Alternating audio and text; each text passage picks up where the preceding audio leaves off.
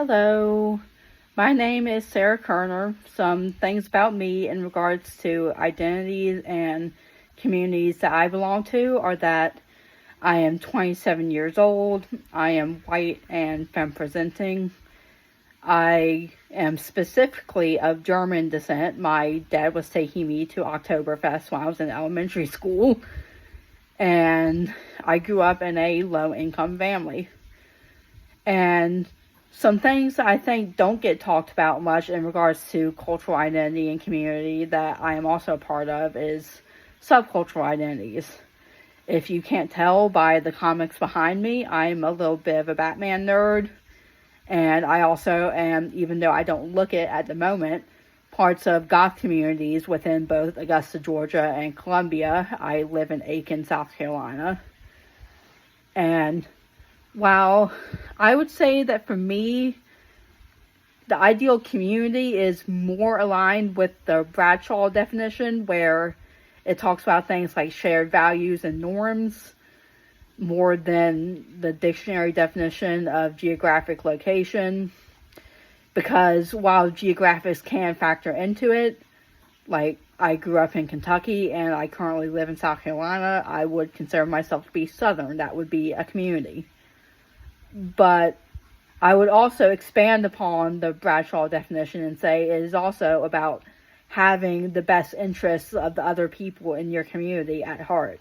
If you do not wish well for other people, you cannot truly be in community with them. And that to me is part of what community is as well.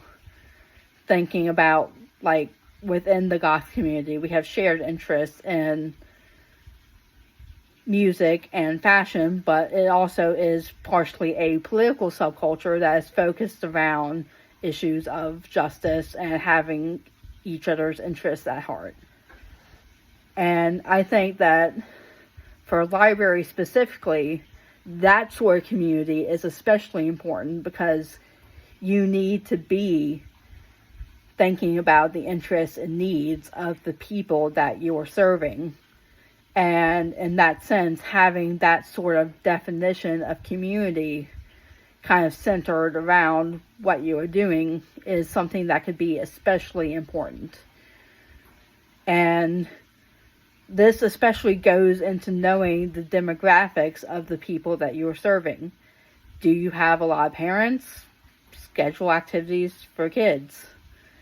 Do you have a large Spanish-speaking population? Make sure you have materials in Spanish language. In Aiken, we have a large French-Canadian speaking population. So they actually have an event called Adult French Conversation where people can come and speak French with one another.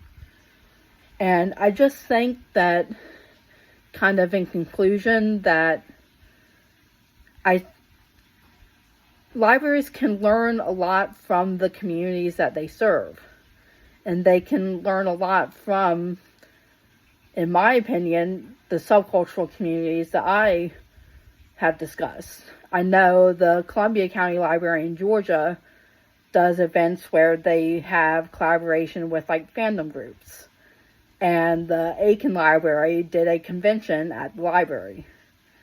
And I think that willingness to learn from people is especially going to be what boosts engagement and kind of brings people together and makes the library just a more welcoming place for everyone.